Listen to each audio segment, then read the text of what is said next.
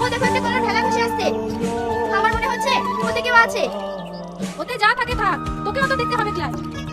না দিদিমা, দেখো না ওতে কি আছে। এই ছেড়ি না, প্রচুর যদি আছে ঘটে। যতক্ষণ না দেখবে ততক্ষণ শুনবে ক্লাস। এ মাঝি, ভেলাটার কাছে লোকালি আছে তো, দেখি কি আছে। আচ্ছা ঠিক আছে মাসিমা।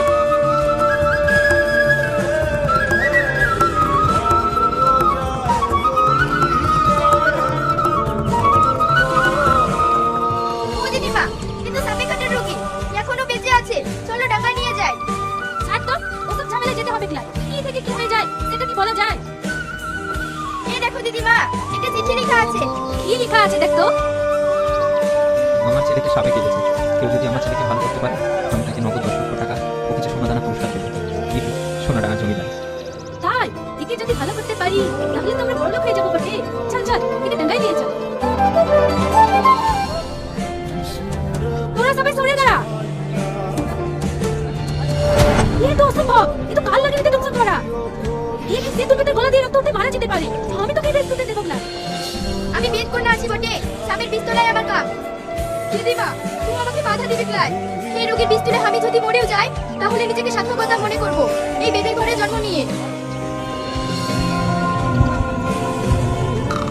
এ মেয়েরা, চুলের বাঁধন খুলে দে আর হাতে মুঠ থাকে ছেড়ে দে।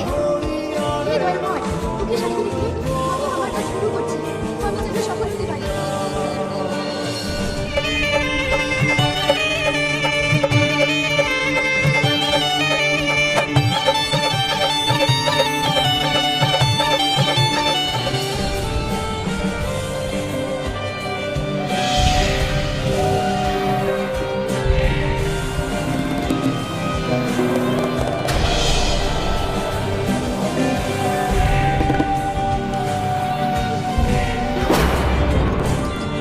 তুই কি করলি সালমা?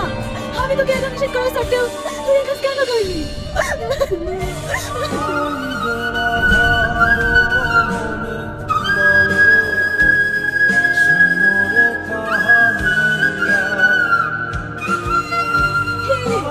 এই কাজটা তোরা দুজনে চাপায় চাপায় খাইলি। আমি এখানে কেন? সে অনেক কথা বাবা, তুই বাড়ি চ।